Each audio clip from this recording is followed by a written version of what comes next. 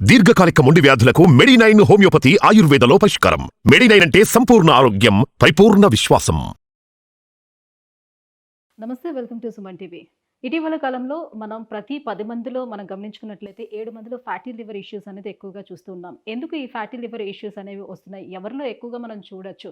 So ఎలాంటి diet తీసుకోవడం వల్ల కూడా ఫ్యాటీ లివర్ అనేది వస్తుంది? ఈ విషయాలని తెలియజేసేందుకు మనతో పాటు ఉన్నారు గ్యాస్ట్రో ఎంట్రాలజిస్ట్ డాక్టర్ పులి చంద్రశేఖర్ గారు from London gastro care hospital, Kukatpally. Hello sir. Sir, fatty liver so చాలా మందికి ఉన్నటువంటి ఒక మిత్ ఏంటంటే కేవలం ఒక బ్యాడ్ హ్యాబిట్స్ లైక్ డ్రింకింగ్ లాంటి అలవాటు ఉన్న వాళ్ళకి ఫ్యాటీ లివర్ ఎక్కువగా వస్తుంది, మిగతా వారిలో కాదు అని. కానీ నవేడేస్ చూస్తూ ఉంటే చాలా ఎక్కువ మందిలోని మాకు అలాంటి హ్యాబిట్స్ లేకపోయినా కూడా ఫ్యాటీ లివర్ మేము చూస్తున్నాం ఇష్యూస్ అని. ఎందుకు వస్తుంది ఈ ఫ్యాటీ లివర్ ఇష్యూ అనేది? ఫస్ట్ ఆఫ్ ఆల్ దీని నుంచి 3 రకాలుగా చూడాలి. సో ఒకటి ఏంటంటే మెటబాలిక్ సిండ్రోమ్ అని ఉంటుంటారు. కొంతమందికి షుగర్ ఎక్కువ ఉన్న వాళ్ళు, లేకపోతే సన్నగా ఉంటారు వాళ్ళు కూడా ఫ్యాటీ లివర్ అని పదం వింటూ ఉంటారు. వాళ్ళలో షుగర్ వస్తుంది. వచ్చినప్పుడు ఏమవుతుందంటే వాళ్ళలో ఉన్న హార్మోన్స్ డిఫరెంట్గా ఉండటం వల్ల ఈ ఫ్యాట్ అనేది లివర్లో ఎక్కువ మీట్ అవుతుంది.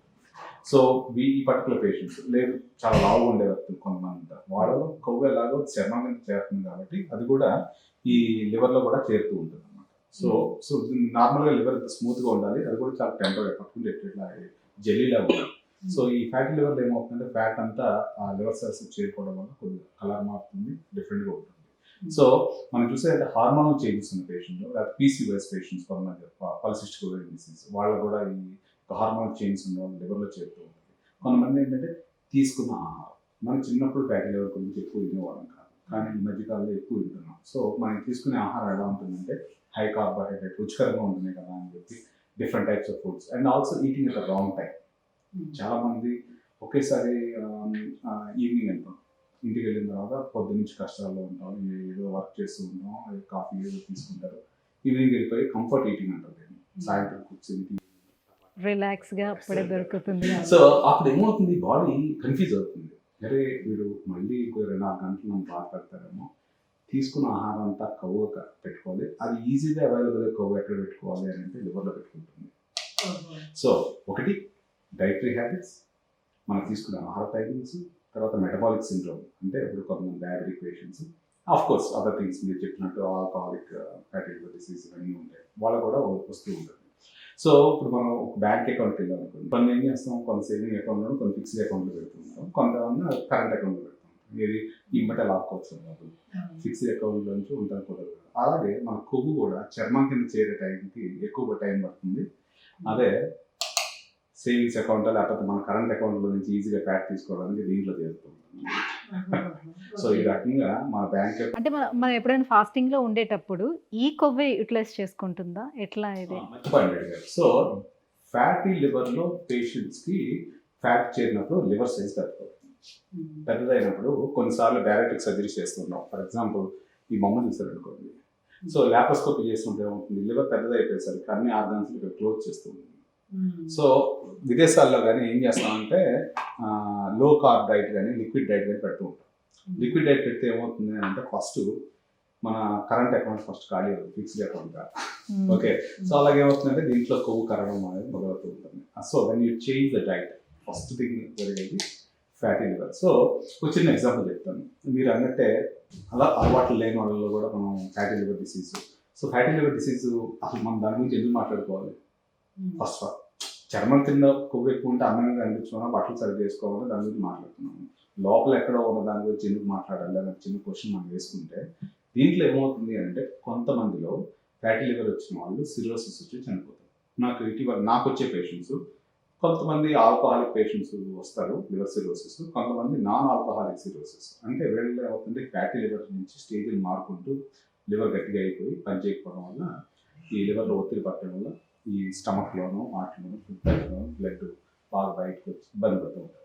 ఒక చిన్న ఎగ్జాంపుల్, ఒక తమిళియన్ బ్రాహ్మణ్ పాప అనిపిస్తుంది. సో అతనికి ఏ రోజు ఎప్పుడు తాగింది లేదు, చేసింది లేదు. సో మామూలుగా సన్నగానే ఉన్నాడు. అతనిలో గాల్ బ్లాడర్ ఇష్యూస్ ఉండటం వల్ల ల్యాప్రోస్కోపీ చేస్తే లివర్ అంత చిన్నగా అయితే స్ట్రక్ అయ్యింది. అంటే ఆ స్టేజ్కి వచ్చేంత వరకు వాళ్ళు ఐడెంటిఫై చేయడానికి ఏమి ఉండదా? సిమ్టమ్స్ ఏం తెలియదా మనకి సిరోసిస్ స్టేజ్కి వచ్చేంత వరకు? అంటే చాలా మంచి పాయింట్ అడిగారు. ఒకప్పుడు దీని గురించి మాట్లాడండి, ఇప్పుడు ఎందుకు మాట్లాడుతున్నాం అంటే చాలా మాస్టర్ చెకప్స్ అని, ఆ చెకప్ అని, ఈ చెకప్ అని వస్తున్నాయి. సో ప్రతి ఒక్కరిదే రేడియాలజీ స్కాన్ చేస్తుంటారు, ఫ్యాటీ లివర్ ఇస్తూ ఉంటారు. సో ఫ్యాటీ లివర్ ఇచ్చినప్పుడు అప్పుడు తెలుస్తూ ఉంటుంది. తర్వాత బ్లడ్ టెస్ట్లో లివర్ ఎంజైమ్స్ కొద్దిగా ఎలివేట్ అవుతుంది. ఎవరికైతే ఫ్యాటీ లివర్ ఉంది, లివర్ ఎంజైమ్స్ కనుక ఎలివేట్ అయ్యింది అనుకోండి, they are at high risk. అంటే లివర్ సెల్స్ బ్రేక్ అవుతుంది, ఫ్యాట్ దాంట్లోకి వెళ్ళి పారబడుతుంది సెల్స్ని. సో వాళ్ళు ఇన్ఫ్లమేషన్ అది ఎలా రీప్లేస్ అవుతుంది, లివర్ సెల్స్ స్కారింగ్తో రీప్లేస్ అవుతుంది. ఓకే, గోడ ఉందనుకోండి, కొట్టి మళ్ళీ చేస్తుంటే నార్మల్గా ఉండదు కదా, ప్రతిసారి పాల్గొట్టుకుని మళ్ళీ చేస్తుంది, కొన్నాళ్ళకి గోడ పడిపోతుంది. అర్థమైంది? సో అదే రకంగా ఫ్యాటీ లివర్ ఉన్న పేషెంట్స్ లివర్ ఎంజైమ్స్ ఎలివేటెడ్ ఉంటాయి. మళ్ళీ రెండో రకం, వీళ్ళలో షుగర్ ఉందనుకోండి, డయాబెటిక్ పేషెంట్స్ వాళ్ళు ఎక్కువ. For example, I was surprised, మా మదర్కి ఎన్నిసార్లు బ్లడ్ టెస్ట్ చేసినా లివర్ ఎంజైమ్స్ నార్మల్ ఉంటాయి, అన్ని నార్మల్ ఉంటాయి. But she's on higher side, she's diabetic. ఆవిడ షుగర్ ఉంది, బీపీ ఉంది, సో లావుగా ఉంటుంది. ఆవిడకి ఎప్పుడు గ్యాస్ ప్రాబ్లం వస్తుందని చెప్పి మొన్న లాప్రోస్కోపిక్గా ఫంగోప్లైకేషన్ చేద్దాము అని చెప్పి చేస్తుంటే I saw fatty liver, cirrhotic liver. So liver అంతా షింక్ అయిపోయింది, బట్ బ్లడ్ టెస్ట్లో ఏం తెలియదు. So I mean, do I need to tell her she's old enough? I don't want to tell. వాళ్ళ లైఫ్, క్వాలిటీ ఆఫ్ లైఫ్ కావాలి, అదైనా. So but I gave some medications to have it. So నేను చెప్తుంది ఏంటంటే, ఆవిడ తాగుడు అలవాట్లేదు, ఇంకా మా అంటే లివర్ సిరోసిస్ లెవెల్కి వచ్చిన తర్వాత we can't do anything. We can అది కూడా ఎగ్జాంపుల్ చెప్తాను. సో ఫర్ ఎగ్జాంపుల్, ఈ మా మదర్ ఆల్మోస్ట్ నాన్ వెజిటేరియన్ మానేసి ఇప్పటికి 20 years అయింది. ఆవిడకి గ్యాస్ పైకి వస్తుందని ఆపరేషన్ చేయడానికి కారణం ఏంటంటే, నాన్ వెజ్ తింటలేదు, ఈ షుగర్ కంట్రోల్ అవ్వట్లేదు అని చెప్పి she has change her diet. మోకాళ్ళ నొప్పులు ఉండటం వల్ల she's not doing exercise. So మీరు చెప్పిన ఫ్యాటీ లివర్ ఉన్న పేషెంట్స్ ఏం చేయాలి? ఎక్కువ ఎక్సర్సైజ్ చేస్తే మన కరెంట్ అకౌంట్లో నుంచి డబ్బులు పోతాయి ఫస్ట్. ఆ కరెంట్ అకౌంట్ ఏంటి? ఇక్కడ. అదే కూర్చుని కూర్చున్నాం అనుకోండి, అక్కడే ఉండిపోతుంది. So I wanted to do the surgery when I return back to India. నేను విదేశాల్లో 22 సంవత్సరాలు ఉన్నాను. సో అక్కడ ఉన్నప్పుడు I don't want to put her to various risks. So నేను వచ్చిన తర్వాత మా హాస్పిటల్లోనే చేశాను. సో చేసినప్పుడు ఇప్పుడు సెడెంటరీ లైఫ్ మంచిగా ఉన్నది, తర్వాత ఆరోగ్యంగా తింటుందని చెప్పి లాప్రోస్కోపీ చేసి ఫండ్ అప్లికేషన్ చేయడానికి వెళ్తే then I saw the liver cirrhosis. So fatty liver ఉన్న పేషెంట్స్ కార్బోహైడ్రేట్స్, బ్లడ్ షుగర్ ఇవన్నీ కాకుండా మంచి ఎక్సర్సైజ్ కూడా చేయాలి. సో ఈ డైట్ కూడా చాలా వేరియేషన్స్, తర్వాత టైమ్లీ ఫుడ్ తింటాం, చాలా చాలా ఇంపార్టెంట్. సో ఎలాంటి డైట్ వల్ల కూడా మనకి ఫ్యాటీ లివర్ వచ్చే అవకాశం ఉంటుంది? నవడేస్ ఇప్పుడు మనం తీసుకునే డైట్లో ఎలాంటి డైట్ తీసుకోవటం వల్ల కూడా వస్తుంది, ఎఫెక్ట్ అవుతుంది? ఇండియాలో స్వీట్స్, మనకి ఏ పుట్టినరోజు వచ్చిన sweets. So sweets are the biggest factor. అంటే high carbs is one of the biggest factor for that. Okay, India is high rice eating country, sugar. So అవి ఉంటాయి. తర్వాత ఇంకా రాంగ్ టైమింగ్. సో మనం తీసుకునే ఆహారం కూడా చాలా చాలా కార్బోహైడ్రేట్ చాలా ఎక్కువ ఉంటాయి. సో జనరల్గా తగ్గించాలి ఏంటంటే లో carbohydrate diet, high protein, good exercise, లో ఫ్యాట్స్. ఓకే, ఇప్పుడు పల్లెటూరులో ఎస్పెషల్లీ మంచి ఆవు నెయ్యి దొరుకుతుందో లేకపోతే గేదె నెయ్యి దొరుకుతుందో ఏదో ఉంటుంది. సో వాటితో ఏమవుతుంది, కొలెస్ట్రాల్తో పాటు అక్కడికి వెళ్ళి సెటిల్ అవుతూ ఉంటాయి. సో ఆయిల్స్ అవాయిడ్ చేయాలి. అన్ని ఫ్రైడ్ ఐటమ్స్, ఎస్పెషల్లీ స్విగ్గీ వచ్చిన తర్వాత most of us are eating like వాడు ఎంత ఆయిల్ వేసి రుచిగా చేస్తుంది మనకు తెలియదు, ఇంటికి వచ్చేసరికి డ్రైగా ఉంటాయి. టేస్టీగా ఉందా లేదా? తర్వాత మీకు తెలుసు సాచురేటెడ్, అన్సాచురేటెడ్ ఫ్యాట్స్ ఉంటుంది. సో మళ్ళీ ఆయిల్ హీట్ చేస్తుంటే అన్సాచురేటెడ్ ఫ్యాట్స్ తయారవుతుంది. That's again risk factor for you food. So junk foods avoid చేయండి. కార్బోహైడ్రేట్ పట్టే వరకు ఎక్సర్సైజ్ చేయండి. అంటే 2 కిలోమీటర్ల 3 కిలోమీటర్లు, 2 కిలోమీటర్లు అంటే చెమట పట్టకపోతే వేస్ట్.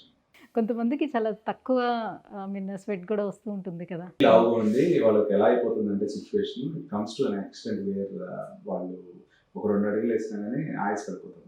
ఆ స్వెట్టింగ్ వేరు. ఆ స్వెట్టింగ్ మనకి కంటిన్యూ చేయాలి. ఎనరోబిక్ మెటబాలిజం అంటారు. ఎనరోబిక్ అంటే స్వెట్ ఎందుకు రావాలి అంటే, ఎప్పుడైతే నువ్వు ఆయిల్స్ పడేంత వరకు నువ్వు చేస్తున్నావు అనుకోండి, బాడీలో ఆక్సిజన్ పోయి కీటో డైట్ అని చెప్తుంటారు. ఆ టైప్ ఆఫ్ మెటబాలిజం స్టార్ట్ అయితే ఫ్యాట్స్ బ్రేక్ అవుతుంటాయి. ఆ ఫ్యాట్స్ లివర్లో కూడా బ్రేక్ అవుతుంటాయి. Thank you so much doctor. So fatty liver ఎందుకు వస్తుంది, ఎవరిలో వస్తుంది విషయాలు తెలియజేసినందుకు థ్యాంక్ యూ సో మచ్.